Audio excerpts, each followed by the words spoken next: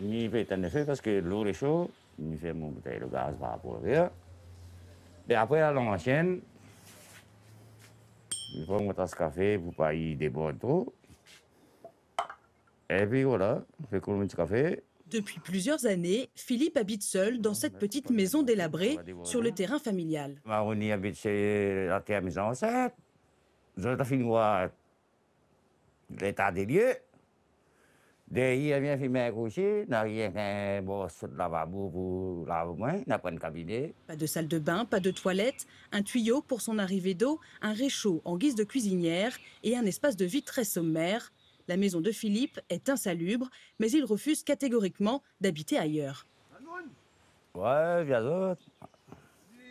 Bah, Bon soleil aujourd'hui, hein? oui, l'été commence à rentrer, ça fait du bien. Le temps est agréable. Ouais. Comment ça va?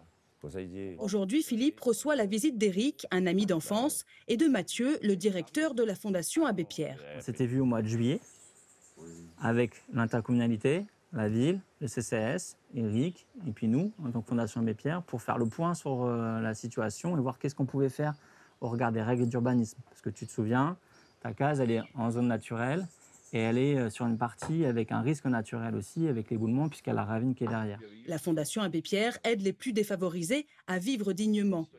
L'objectif pour le cas de Philippe, remettre en état son habitation. Le logement est central, c'est un lieu qui permet d'avoir son identité, son espace de vie, son intimité. Il y a toute une solidarité qui s'est mise en place autour de Philippe. Philippe souhaite vivre ici, il est attaché à ce terrain familial, il vit ça comme un héritage important et on a souvent aussi des solutions de logement qui sont plus dans des zones urbaines.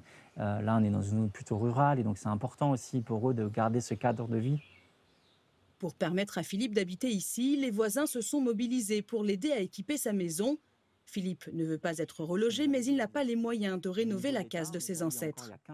Avec le soutien de la Fondation, il espère simplement améliorer son quotidien et retrouver une certaine dignité. Pourtant, Michel m'a déjà bien, mais il n'est pas ça. Ma besoin, si je dis gagne, mais si bien si gagne, j'aimerais un coup de main pour faire le ticage. Avoir un cabinet, une salle de bain, une dignité. Moi, ce qui me choque le plus, c'est la dignité, l'intimité. J'ai espoir. J'ai espoir parce que lui-même, il a un courage, hein, comme je vous dis, et il est patient.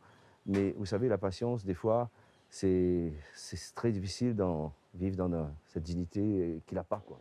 Pour Éric, il était inconcevable de laisser son ami vivre dans ces conditions. C'est lui qui a alerté la Fondation Abbé Pierre de la situation de Philippe.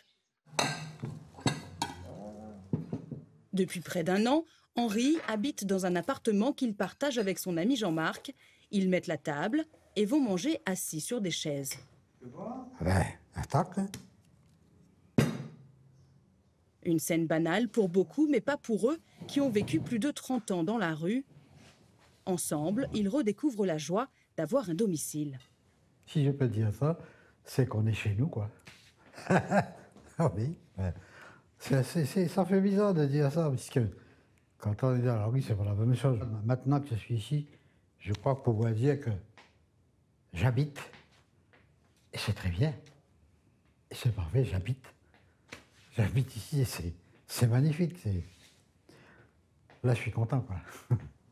Henri et Jean-Marc sont amis de longue date. Ils se sont rencontrés dans la rue. Alors quand Jean-Marc a obtenu un logement grâce à la Fondation Abbé Pierre, il a tout de suite proposé à Henri de vivre avec lui.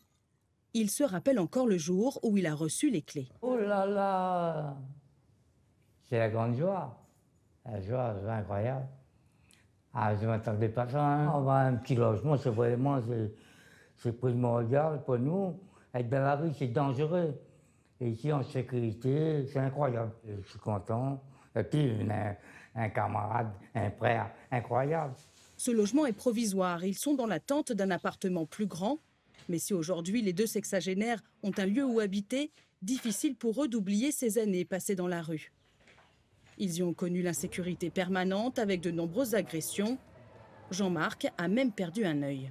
Ils m'ont attaqué le soir pour demander de l'argent. Quand je marche comme ça, c'est comme si j'allais dormir dans la rue. Donc, mais bon, je sais bien que je dors plus dans la rue.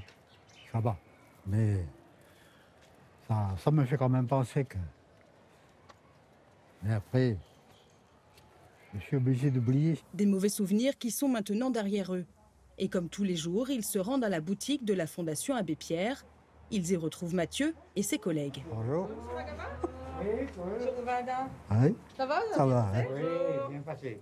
Salut Henri. Chez Waro, ça va. Hein. Salut Jean-Marc. Oui, bon, Ça va? Ça fait un moment qu'on a voulu ça. Il a pris le temps pour arriver, mais enfin, ça finit par arriver. Maintenant, on est tranquille. Dis merci, c'est ça. Seigneur. Ouais. Puis, Et merci à vous. Parce que du coup, on a proposé le logement, mais après, c'est vous qui êtes rentré dedans. Ouais, c'est c'est vous ça, qui l'entretenez, qui restez. grâce à vous, docteur, On l'a fait ça ensemble. fait un travail énorme pour nous. Le directeur de la Fondation est très impliqué dans son travail.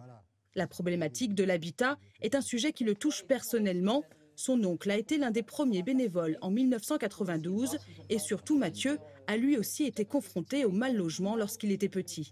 Aujourd'hui, on ne peut pas juste se satisfaire qu'Henri, Jean-Marc ou d'autres arrivent à accéder au logement. C'est super, on en est très content. Mais il y a aussi un enjeu de continuer à batailler pour tous les autres. Avec cette verbatim de l'abbé Pierre en leitmotiv qui disait que la misère ne se gère pas, elle se combat. Et donc on est vraiment en mode combat. Et tant qu'il y aura cette flamme-là, je continuerai à porter ce travail-là. Mathieu ne compte pas arrêter son combat car pour lui, habiter n'est pas simplement vivre quelque part, mais c'est aussi retrouver de la dignité et exister au sein de la société.